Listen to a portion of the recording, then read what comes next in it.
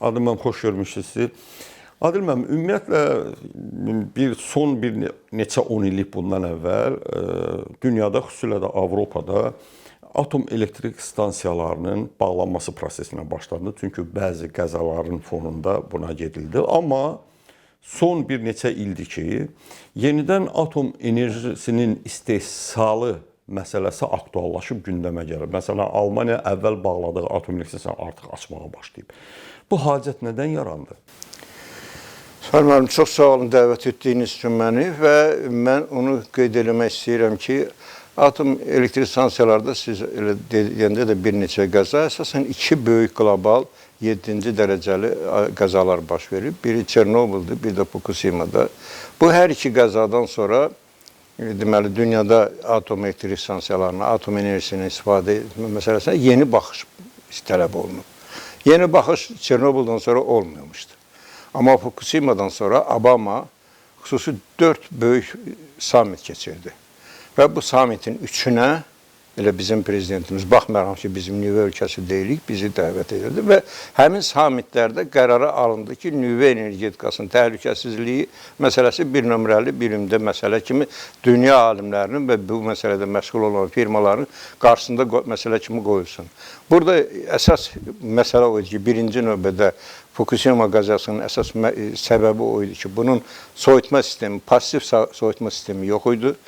Bilirik ki, generator tsunamidən sonra generator sıradan çıxmışdı, soyutma sistemi işləmədi və bunun hesabına da reaktorun temperaturu qalxdı və partlayış baş verdi, hidrogen partlayışı baş verdi. Və bunun qarşısını almaq üçün bütün dünya üzrə qəbul olundu ki, yeni tip reaktorlar işlənsin, həmin reaktorlarda da soyutma sistemi pasif şəkildə olsun. Yəni, heç bir qidalanma məsələsi olmasın, öz-özünə reaktor işləyənən kimi o işə düşsün. Bəli, buna deyirlər 3+4-cü nəsil reaktorlar. Və həmin axırıncı samitdən sonra, Vaşinqton samitindən sonra bu məsələ üzrə aparıcı dünyanın nüvə ölkələri, o cümlədən Rusiyada, Amerikada, Çində də, bütün 8 ölkədə bu ölkələr hamısı bu məsələ üzrə məşğul olmağa başladılar və ilk bu sahədə 3+ reaktoru Rusiyada tikildi və Rusiya bunu işə saldı. Bu reaktorlarda pasif müdafiə sistemi var. Bu reaktorda aktiv zonalar, qəza olan kimi xüsusi aşağıda kameralar var. O kameralarda gizlənir, saxlanır. Yanacaqların 3-5%-dən artıq zənginləşməsinə icazə verilmir və işlənmiş yanacaqla rəftar üçün xüsusi qaydalar qoyulub. Ümumiyyətlə, reaktorun tikilişi üçün isə beynəlxalq tələblərə normativ sənədlər işlənir. Birinci Fukushima qəzasına qədər birinci nəsil reaktorlarda dünyada hər ölkə özü üçün bir normativ sənəd işləyirdi və ona görə də hər ölkənin özü üçün özünə sərf edən layihə işləyirdi. Amma artıq yox. Artıq bu layihələr hamısı MAQATE-də xüsusi komissiyadan keçir. Orada 19 punkt var. Həmin punktlara cavab verdisə, reaktorun tikilməsinə icazə verir. Və bu proses axır 3-4 ildə başa çatdı. Bu bir tərəfdən, reaktor tərəfindən. Amma ikinci tərəfdən də Sayın müəllim, dünyada belə siyasi oyun bütün sahələrdə olduğu kimi iki tərəfli, ikili baxış olduğu üçün bu sahədə də ikili baxış var. Dünyada belə bir xülya var ki, bəli, biz atom energetikasını, atom yəni variantını sıradan çıxardaq, günəş külək də sakit durur da orada təhlükəsiz sistemdir. Nə oldu? Avropa qəbul eləmişdi ki, 2020-ci ildə 20+20, yəni 3 dənə 20. Bunlar deyirlər ki, biz 20% nüvə enerjisini azaldacağıq, 20% biz yanacaq, ənənəvi yanacağı da azaldacaq və 20% də tullantılar azaldacaq. Axırıncı onların iclasında mən iştirak elədim. Atom Enerjisi Beynəlxalq Agentlikdə ümumi keçirilmiş orada iclas idi. Mən sual verdim, hansı ölkədə 20+20 ödənilib?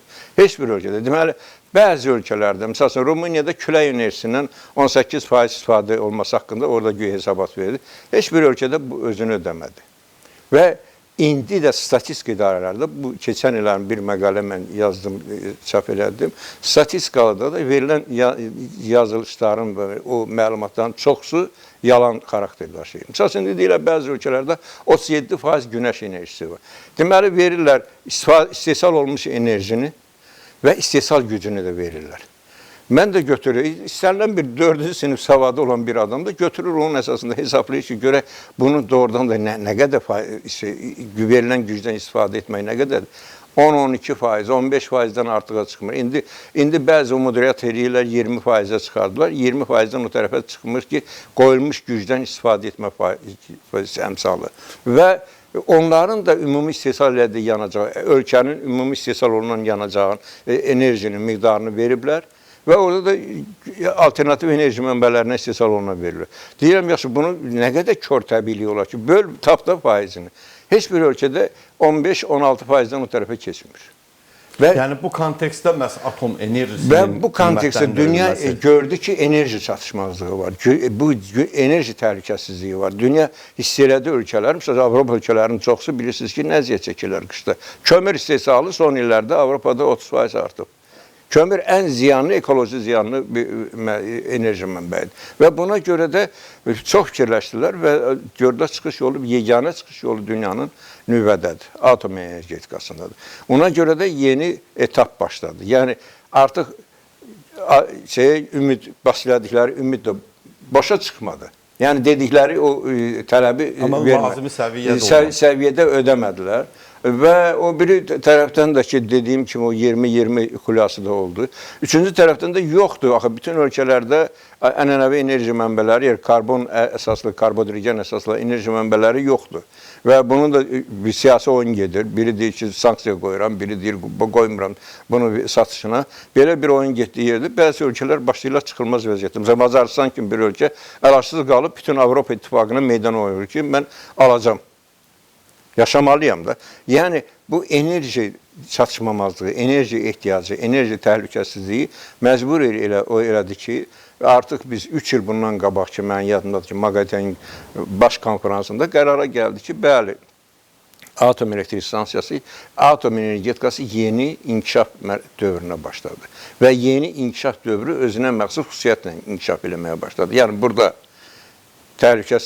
pasif təhlükəsizlik sistemi malik olan reaktorlar yalnız 3 plus və 4-cü nəsil və həmin o nəsildə olan reaktorlarla bərabər kiçik modul stansiyalarının istifadə olunması nəzərdə tutulub və bu yolla atom elektrik stansiyasına beynəlxalq sistemdə nəzarəti də gücləndirmə şərti ilə icazə verildi. Adil müəllim, çox maraqlı məqama gəldi axırda mən onu soruşacaqdım. Bax, modul tipli atom elektrik stansiyası dedikdə bunun istəyərdim mahiyyətini açıqlayasınız, bu nəyə nəzərdə olur və ikinci bir tərəfdən Azərbaycanın bəs bax bu nüvə enerjisinin istehsalı, alınması və ya elə modul tipli elə bir atom elektrik Azərbaycan tikintisi məsələsi nə dərəcədə realdır? Modul tipli reaktorlar birinci növbədə sayılmır. Bunlar kiçik, yəni bu az güclü reaktorlardır. Az güclü reaktorlardır. Bu reaktorların bütün aktiv zonası, yəni reaktorun özü, içində yanacaq ayrıcı elementləri, aktiv zonası, onun bütün kommunikasiya sistemi zavod şəraitində düzəldilir. Yəni bunların ehtimalı yoxdur ki, orada hansısa defekt olsun, hansısa bir proses olsun. Zavod şəraitində sınaqdan keçirilir. Gətirilib hazır şəkildə həmin reaktorun korpusuna, tikilmiş binanın içərisinə qoyulur. Və o ölkə, istifadə edən ölkə modul tipli reaktora girişi yoxdur. Yəni, elə bir imkan yoxdur ki, biz onu hansısa zaman təmir eləyək və yaxud da çıxarılaq. Modul tipli reaktorlar özləri xarakterinə görə iki cür olur. Bir aşağı temperaturlu reaktorlar, bir də yuxarı temperaturlu reaktorlar. Aşağı temperaturlu reaktorlar əlbəttə kiçik, yəni az regionlarda, uzaq regionlar enerji təminatında istifadə olunur, kiçik tələbatı olan zonalarda istifadə etməsi nəzərdə tutulur. Yüksək temperaturlu reaktorlar əsasən texnoloji proseslərin enerji ilə təmin olunması. Bu hansı proseslər ola bilər? Metallurgiya, yüksək temperatura istəyir. Həmin reaktorların aktiv zonasında çıxan temperatur, çünki orada enerji daşıyıcı, istilik daşıyıcısı kimi su deyil, orada artıq metal ərintiləri istifadə olunur. Həmin o çıxışda temperatur 1000-1200 dərəcəyə qədər çatdırmaq olur. 1200 dərəcədə istənilən yüngül əriyən metalların ərintisini aparmaq olar. Neft kimya prosesləri, müxtəlif kimya proseslərinin aparılması üçün enerji əlavə biz təbii karbodigen yandırırıq. Bunu yandırmadan həmin modul tipli stansiyaların enerjisini istifadə edərək biz o prosesləri apara bilərik. Onun üçün də bu saat dünyada modul tipli reaktorlara böyük ümid var. Bir şey də deyim Sahil müəllim, mən deməli Kurçatov Institutuna təqribən 77-ci ildən mən ora getmişəm, orada bir 17 il var. Bu tipli reaktorlar yeni bir deyil. Bunlar məlum idi. Sadəcə olaraq iqtisadi cəhətdən sərfəli deyildi. Çünki iqtisadi cəhətdən reaktorların sərfəlliyi gücü artdıqca daha da artır. Onun üçün son dövrlərdə ən çox tikilən 1200, 1000 meqavatlıq stansiyalar. Baxın, Türkiyədə tikilir, İranda tikilir, Macaristanda tikilir, nə bilim, Belarusiyada tikilir. Hamısının 1000-1200 meqavat gücündə gücü var. Bunlar iqtisadi cəhətdən daha çox sərfəlidirlər. Amma bu modul tipli reaktorların iqtisadi cəhətini qoysaq kənara, istifadə sahələri çox genişdir. O reaktorların aktiv zonasından başqa enerji almaq olmaz. Orada çünki temperatura maksimum 400 dərəcə olur.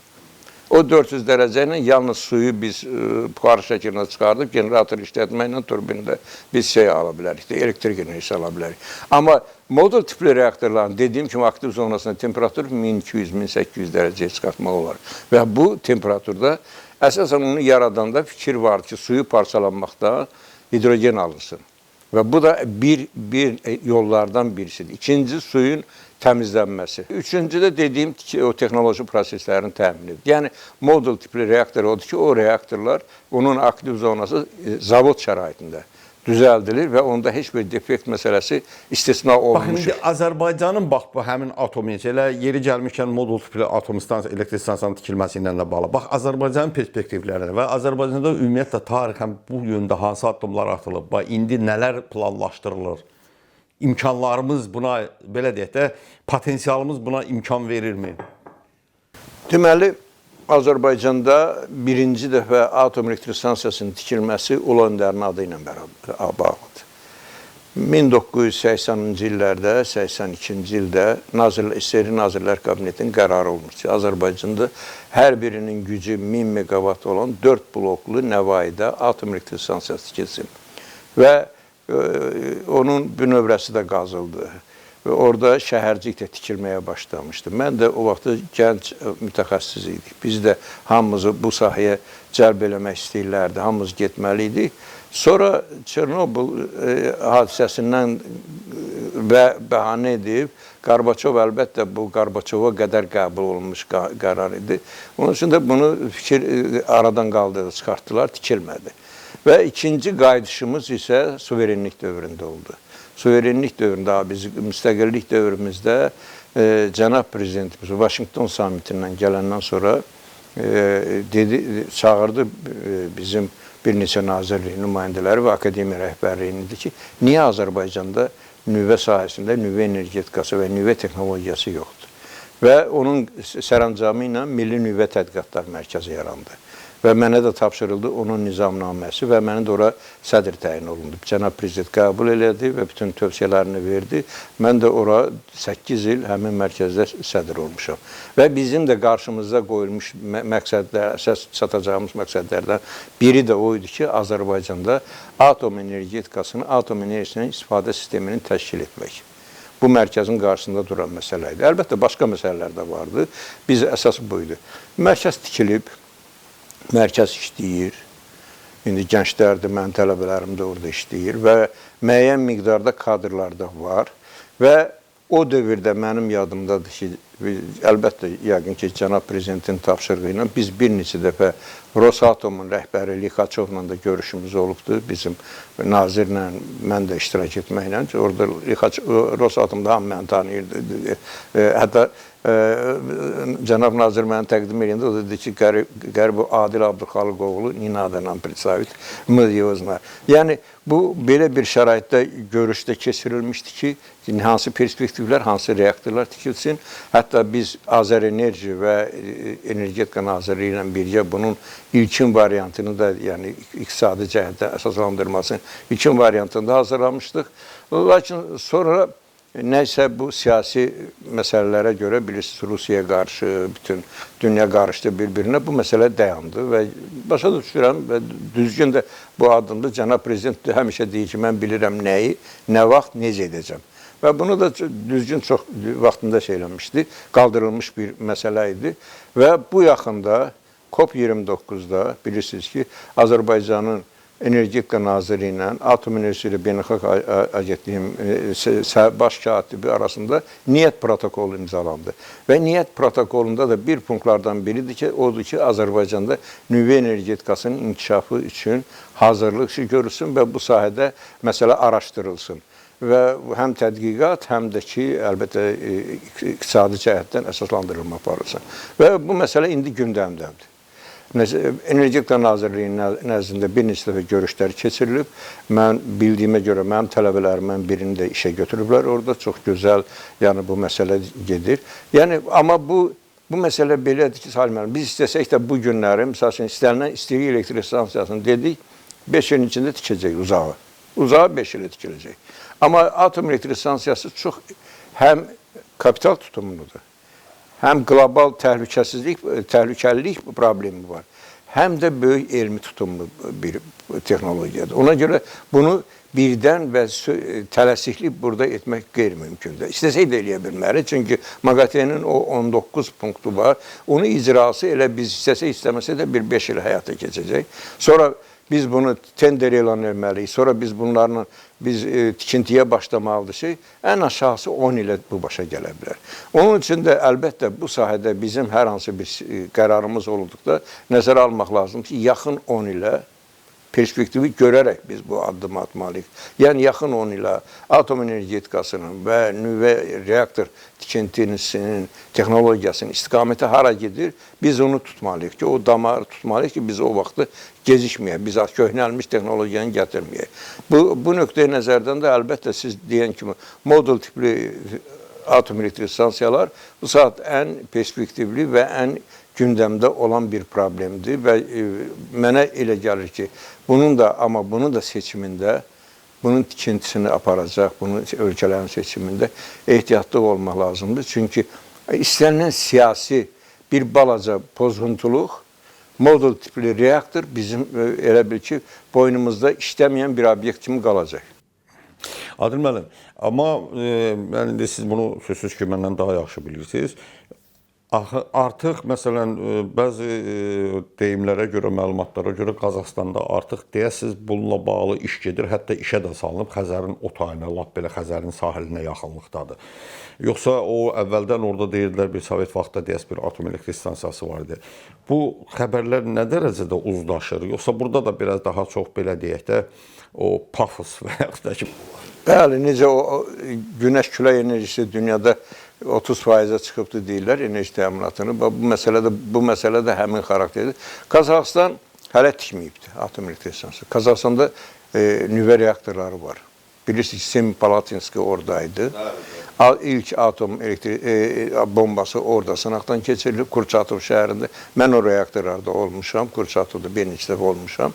Yəni, burada bütün reaktor və nüvə texnologiyasının sahəsində kadr hazırlığı üçün böyük bir mümbit şərait var orada. Çünki ənənə var. Ənənə var, onlar çoxsu ruslar da orada qalıblar, örgədiblər, milli kadrlar hazırlanıb. Onların da milli nüvə tədqiqatlar mərkəzi var. Bu sahədə onların özünün nəzdində ayrıca bir institut var. Atom energetikası institutu var.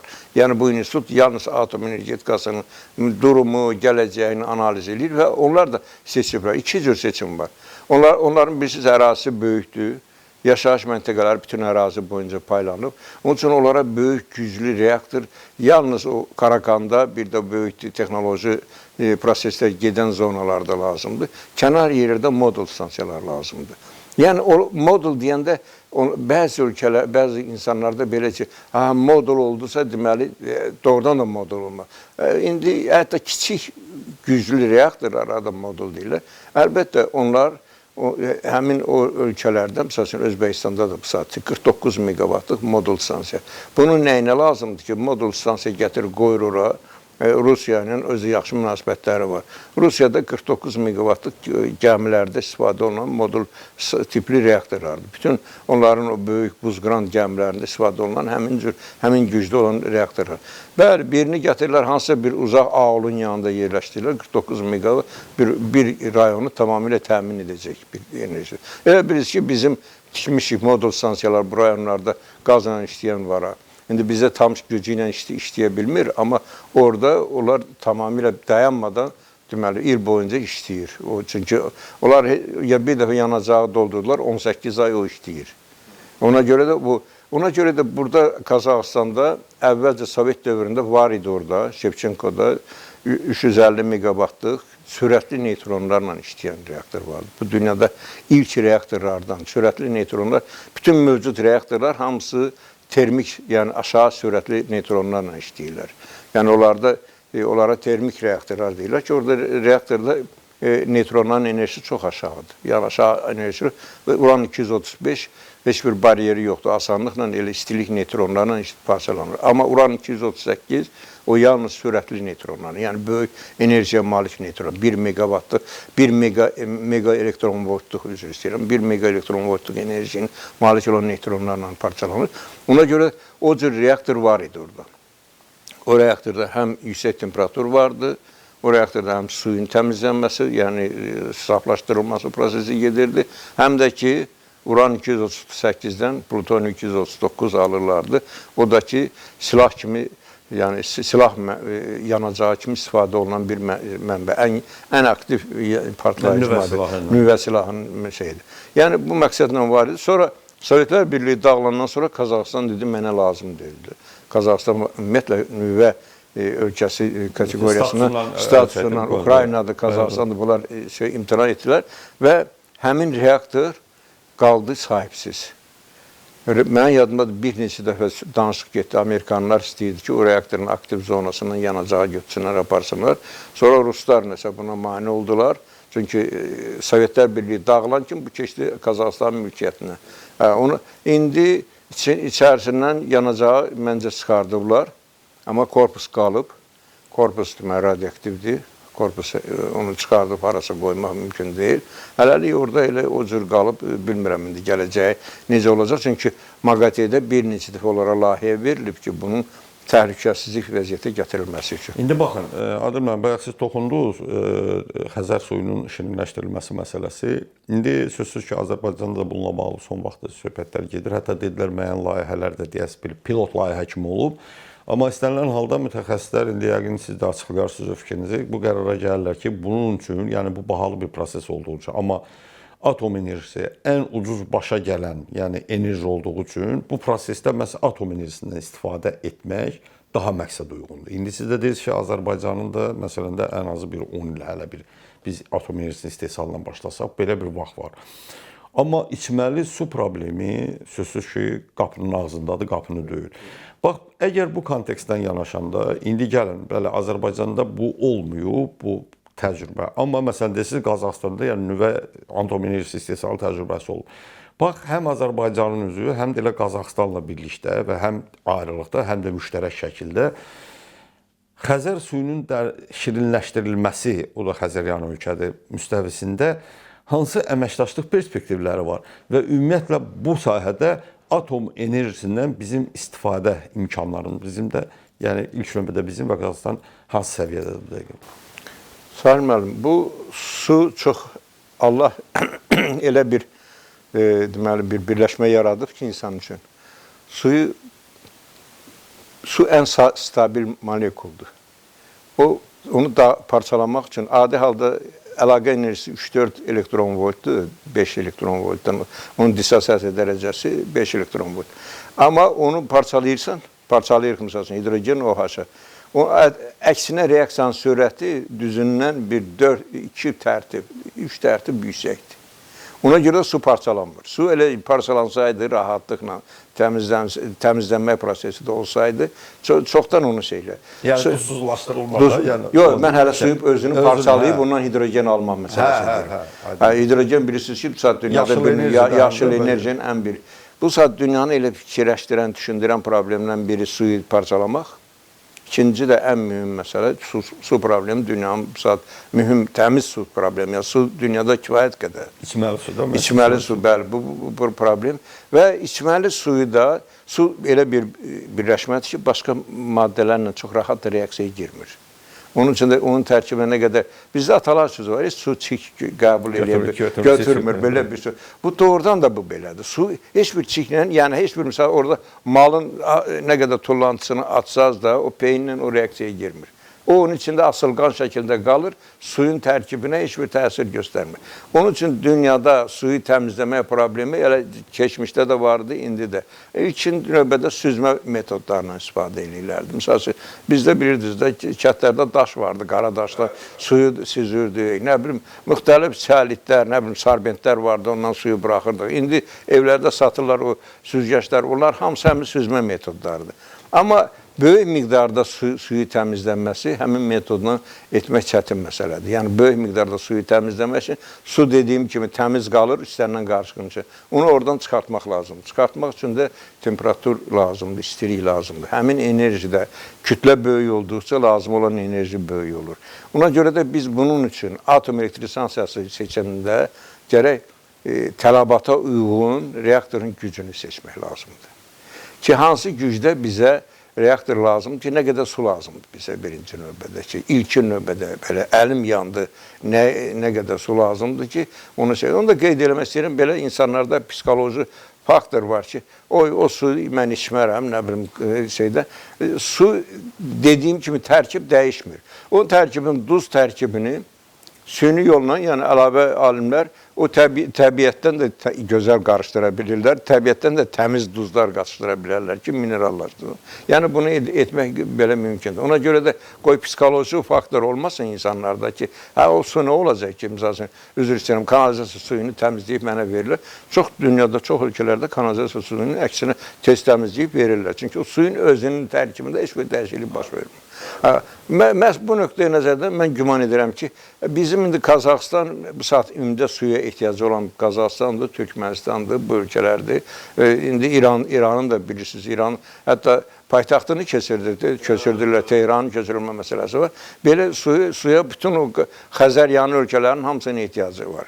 Belə halda hansı ölkə ilə bizim birgə model stansiya tikmək ehtimalına inanmıram ki, alınsın. Yəqin ki, bu ölkəmizin özünün ayrıca bir layihəsi olmalıdır və bu ölkəmizin bu ayrıca layihəsi elə bir bahalı layihə deyil. Yəni, o cür model stansiyaların biri 1.5, 1.6 milyard dollar, 1.8-dən o tərəfə deyil, milyard dollardır. Bunu da ölkəmizin şükür Allah'a ki, bizim iqtisadi imkanımız var və bunu edə bilərik. Bizə də kredit verə bilər Dünya Bankı. Çox asanlıqla bizim hər cəhətdən bizim statusumuz yəni buna imkan verir. Ona görə də güman edirəm ki, Azərbaycanın su ehtiyatlarını analiz edib, ona uyğun güc seçmək lazımdır. Yəni birinci tərəf, əgər su, digər sahə mütəxəssislərdirsə, ikinci tərəf bizim tərəfdir. Yəni, bizim bu nüvə sahəsində məşğul olan mütəxəssislər. Yəni, orada bir velosiped kəşf etmək lazımdır. Əgər desək ki, bunun istehsalı nə qədər gücü, nə qədər olmalıdır və o gücü reaktor asanlıqla, hətta istehsalçı bizə təklif edəcək ki, neçə cür variantda sizə reaktor verə bilərik, hansı soyuducu agentlə, hansı konturda, hansı şeydə edə bilərik. Yəni, bunu edə bilərik. Amma mənə elə gəlir ki, başlamaq lazımdır. Əgər su problemi varsa, başlamaq lazımdır. Əgər enerji problemi, enerji bizim heç bir təhlükəsi, mən hesaplamışım Azərbaycanın enerji ehtiyatlarını da, Azərbaycan bugün istehsal olunan enerji spektrini də nəzərə alaraq bütün enerjimi, Azərbaycan yaxın 70-100 ilə enerji təhlükəsizliyi problemi yoxdur. Amma Azərbaycan ən belə demək olar, nümunəvi ölkə olaraq, söz sahibi olan bir ölkə olaraq bizim prezidentimiz dünya ölkələri qarşısında götürdüyü öz öhdəliyini hamısının ciddi yerinə yetirir və o karbon emissiyasının azaltılma məsələsini mən elə gəlir ki, çox böyük ölkələrin, nə Çin, nə Amerika, heç biri, nə Rusiya qoşulmayıb o konvensiyaya, amma biz qoşulmuşuq.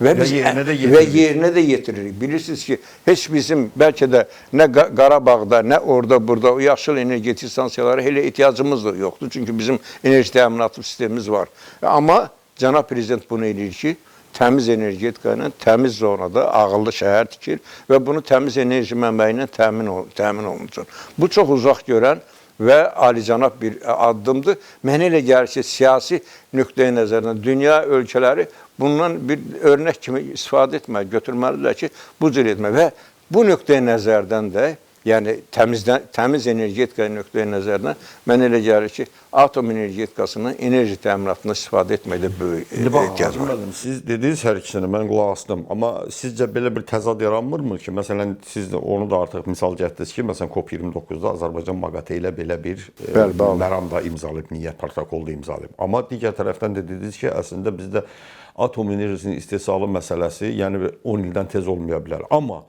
axı su problemi bizim qapımızı döyür artıq. Cənab prezident dəfələrlə deyir. İndi bu orada səmərəli istifadənin başqa məsələ. İndi sizcə bax bu kontekstdə, yəni bunu nəzərə alaraq Azərbaycan MAQATE ilə razılaşdıra və yaxud da ki, digər hansı maraqlı ölkə razılaşdıra bilərmi ki, ən azı heç olmasa Xəzər suyunun şirinləşdirilməsi məsələsində daha tez çevik addım ataq. Məsələn, bu 10 il çəkməsin, 3 il çəksin, 2 il, 5 il çəksin, biz modul belə deyək də atom elektrik stansiyası tikək. Sahil müəllim, mən Belarusiyanın atom elektrik stansiyası tikintisi prosesinin başlanğıcında o prosesdə iştirak etmişəm. Və mənim yadımdadır ki, Rosatomun nümayəndəsi ilə birgə biz o vaxtı cənab Lukashenkonun qəbulunda da olmuşduq. O vaxtı bu məsələlərin müzakirəsində mən onu eşitmişəm, bu bütün sadəcə. O dövrdə onlara da Belarusiyada MAQATE demişdi ki, ən aşağısı 8-7-8 il bu məsələ hazırlıq etapı keçməlidir. Amma Lukashenko kəskin şəkildə məsələ qoydu ki, uzağa 5 ilə məndə Rusiya tikməlidir atom elektrik stansiyasını. Nə sənəd istəyirsinizsə, gətirin, mən imzalayıram. Və bunu xahiş elədi və bunu Rosatoma Rusiya ilə birgə razılaşdırmış şəkildə 5 il müddətində birinci blok işə düşdü.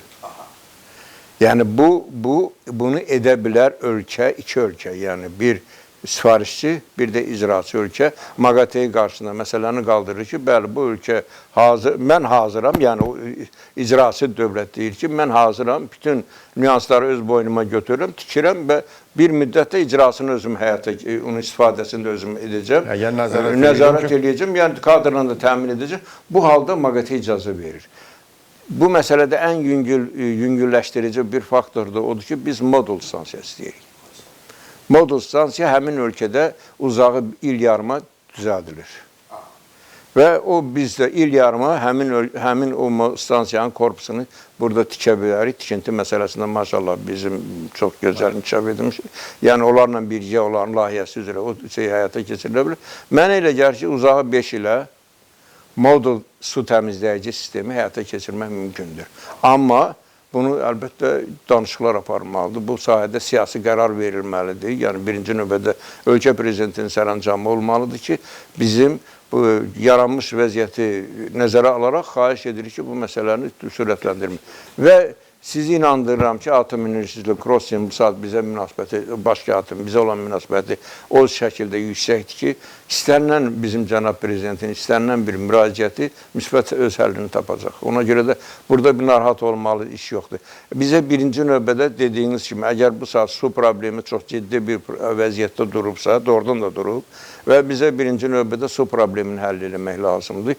Çünki o su özdə ki, Xəzərdən su götürmək də elə asanlaşmırdı. Xəzərin də suyu gedir uzağa, amma hələ ki, indidən istifadə eləmək lazım.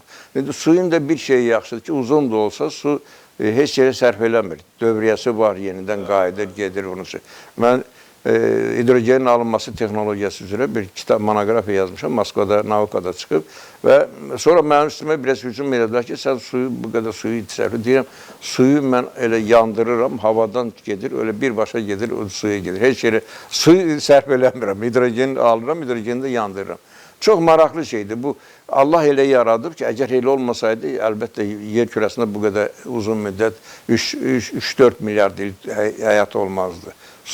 Suyu komponentlərini hətta ayırsaq da, onlar harada bir-birini görsələr, elə möhkəm reaksiya gedirlər, təcədən suya gedirlər.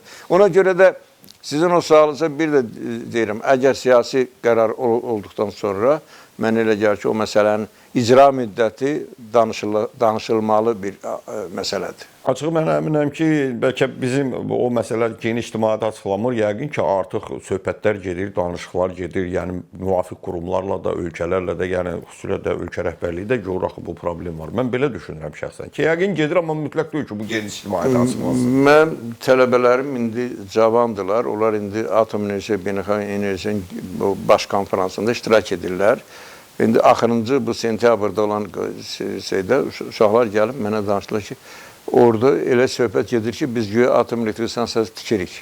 Hətta artıq deməli, cəmaatda o cür əhval-ruhiyyə var ki, çünki o cür bizim prezident axı heç vaxt dediyi sözü geri götürməyib, həmişə icra edibdir. Dedi Qarabağa gedəcəm, dedi Şuşanı alacam, aldı. Elə o cürdə indi dedi ki, atom elektrik stansiyasından istifadə edəcək və edəcək və çox ümidvaram ki, bu məsələdə, yəni, bilirsiniz, atom elektrik stansiyasının tikilməsi təkcə enerji təminatı və yaxud da su verilməsi deyil. O, böyük bir yüksək texnologiyanın Azərbaycana gətirilməsidir. O sahədə, nüvə sahəsində həm tədqiqatların, həm spesialistlərin, həm də ölkənin, birisi dünyanın ilk kompüteri, misal üçün, CERN-dədir. Bu, Böyük Hadron Kollaiderinin o yerləşdiyi ilk kompüteri orada olub. Deməli, bu sahənin, nüvə sahəsinin inkişafı bütün elm sahələrinə təkan verir. İndi baxın, onkoloji xəstəliklərin müalicə üsulları, yeganə üsulları həmin nüvə ilə, atomla, bizim izotoplarla əlaqəlidir. Yəni, bütün elm sahələrində, istər fizikanın digər sahibi söhbət gedir, istər kvant fizikası, istərsə də digər fizikası, istər kimyanın müxtəlif, biologiyanın, tibbin, hamısı bu nüvə elmi ilə sıx əlaqəlidir. Mən elə gəlir ki, nüvə energetikasının, nüvə texnologiyası ilə su təmizləmə sisteminin, yəni modul stansiyanın Azərbaycana gətirilməsi o sahədə elmin də və onunla əlaqəli elmin bir şaxəli şəkildə inkişafını təmin edəcəkdir. Çox sağ olun, Adil müəllim, maraqlı söhbətlərinizə görə mən özüm üçün də çox yeni bir şeylər də əks elədim. Yox, siz maşallah hər şeydən məlumatlısınız. Yox, məlumat deyəndə siz daha dərin məlumatsınız. Biz o qədər də məsələn dərinə getmirik, amma ən azı belə də məlumatımız var. Amma istənilən halda bizim üçün çox yeni şeylər açır. Sağ olun, minnətdarıq. İnşallah sizinlə yenidən bu studiyada müxtəlif problemlərin müzakirəsinə qədər. Sağ olun.